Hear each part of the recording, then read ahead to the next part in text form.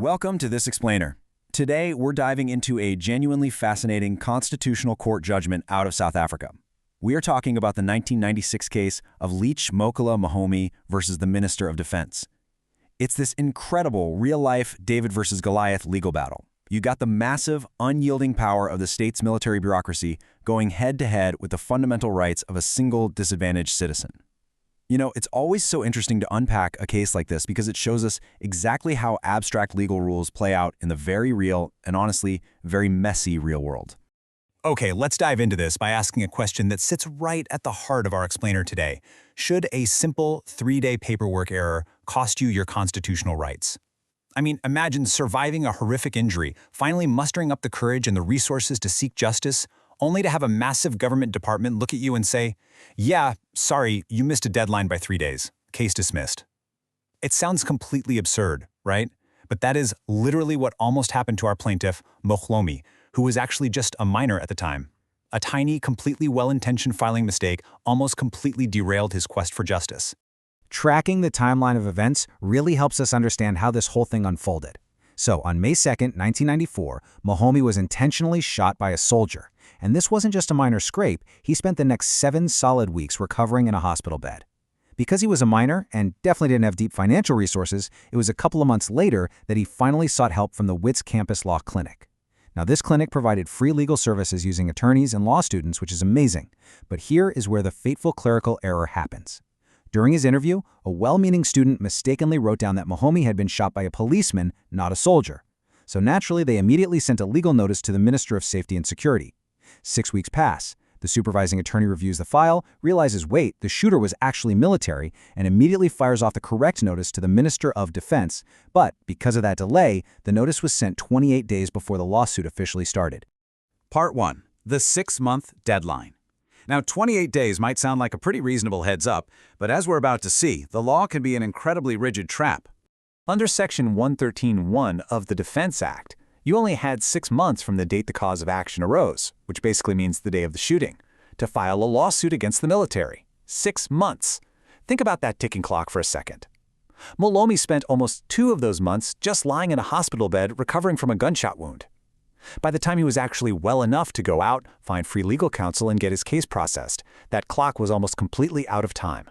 And here's the second part of that trap. That exact same law required the plaintiff to give the military at least 1 full month's written notice before actually filing the suit.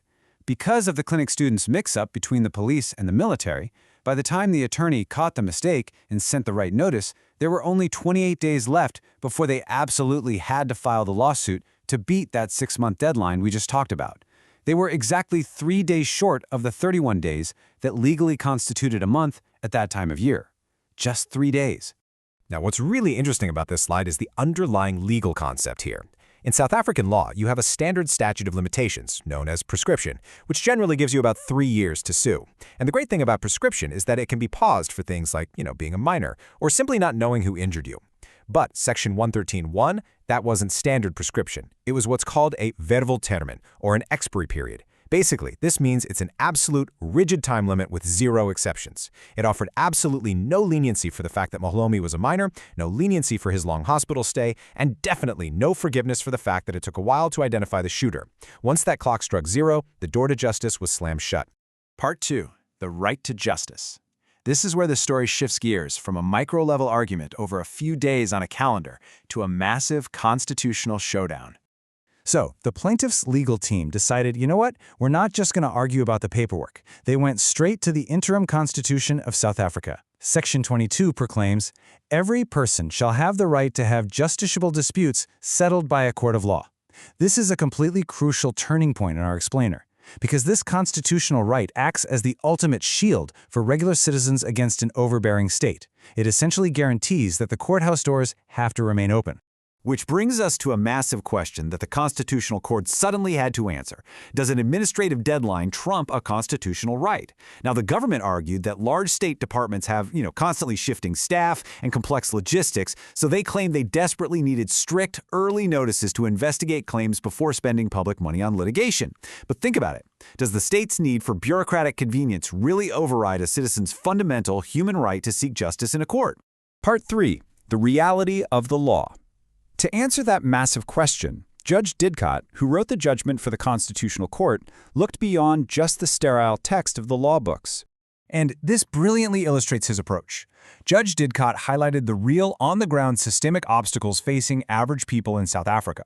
We're talking widespread poverty, illiteracy, profound language and cultural barriers, and a severe lack of access to proper legal advice. When you've been injured and you're poor, and you really don't know your legal rights, finding a lawyer and navigating a complex government bureaucracy within a totally inflexible 6-month window is virtually impossible. Judge Didcott actually summarized it perfectly with this statement. Many claimants are not afforded an adequate and fair opportunity to seek judicial redress. So what you should really take away from this is that a law might look completely fair and equal on paper, but if the socio-economic realities of the population make it literally impossible to comply with, well then the law is inherently denying marginalized citizens their fundamental right to justice. That strict 6-month rule wasn't just a minor inconvenience, it was an insurmountable brick wall.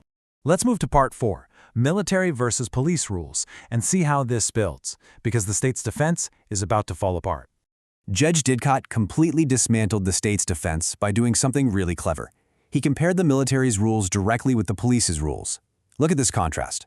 Under the Defense Act, you have a rigid 6-month limit starting the exact day of the injury, with 0 exceptions. But the South African Police Service Act had actually just been updated. Under Section 57 of the Police Act, plaintiffs had a much fairer 12-month limit. Plus, that clock only started running when the victim actually became aware of the identity of the perpetrator.